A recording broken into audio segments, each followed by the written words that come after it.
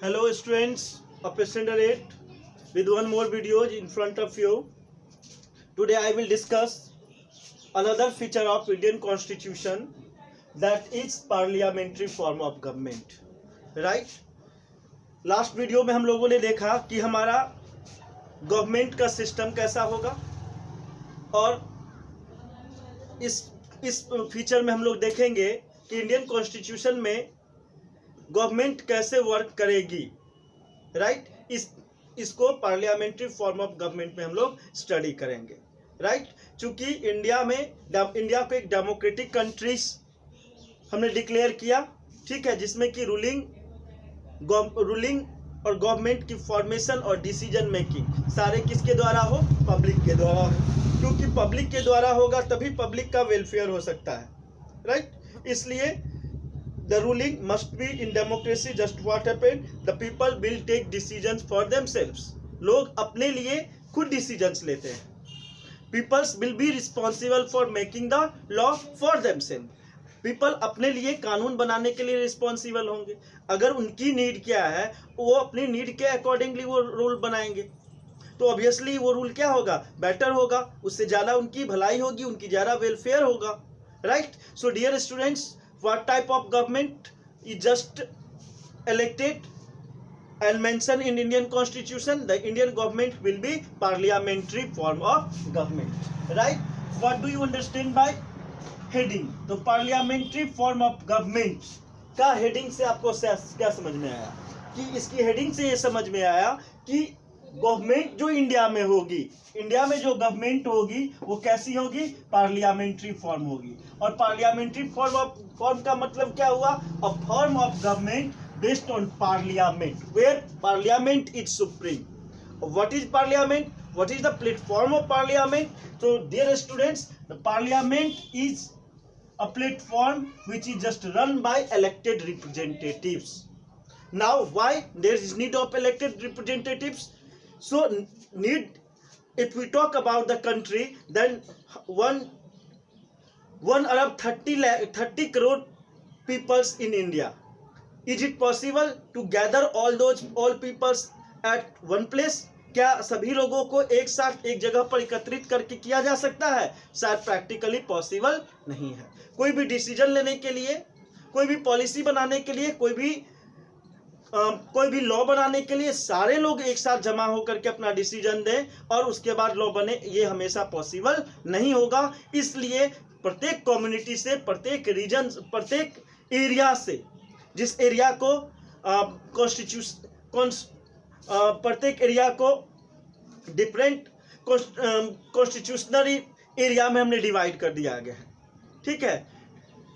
अब जैसे लोकसभा हो गया या विधानसभा क्षेत्र, तो ये लोकसभा क्षेत्र और ये विधानसभा क्षेत्र से एक रिप्रेजेंटेटिव्स को भेजा जाता है. स्टेट में एमएलए के रूप में और कंट्री में, यूनियन में एमपी के रूप में member of parliament. Means different regions को पार्लियामेंट्री रीजन में डिवाइड कर दिया गया है, जहां से एक रिप्रेजेंटेटिव चुन के जाएंगे. वो रिप्रेजेंटेटिव को कौन चुनेंगे? वहां के सिटीजन्स चुनेंगे, वहाँ के पीपल्स चुनेंगे, और वो उसी व्यक्ति को चुनेंगे जो कि उनके भलाई के लिए और उनके वेलफेयर के लिए और उनके फेवर में डिसीजंस लेंगे. जो व्यक्ति उन सारे पीपल्स की डिजायर के, डिमांड को, डिसीजंस को रिप्रेजेंट करेंगे. राइट?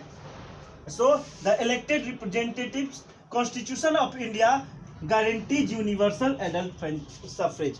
इसलिए इंडियन कॉन्स्टिट्यूशन में यूनिवर्सल एडल्ट फ्रेंचाइजी दिया गया है, जिसमें 18 या 18 ईयर से ज़्यादा एज के जो भी लोग हैं, ठीक है, चाहे वो मेल हो या फीमेल हो, अपर कास्ट हो या लोअर कास्ट हो, किसी भी कम्युनिटी को हो, सभी को वोटिंग राइट्स दिया गया है, इरिस्पेक्टिव ऑफ एनी डिस्क्रिमिनेशंस और differences of any caste, religion, colour.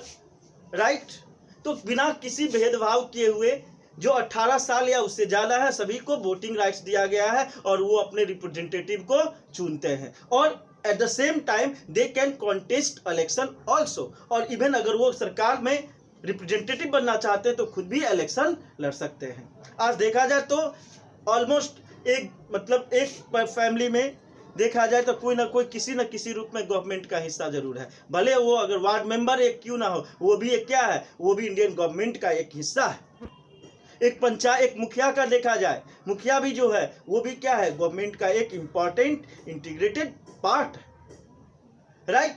So dear students, Constitution of India guarantees universal adult franchise, and under this all the peoples above or equal to 18 years will be given voting rights, or at the same time they can contest election also, whereby people of India directly elected their representatives, जहां से people directly क्या कर सकते हैं, representatives को चुनते हैं।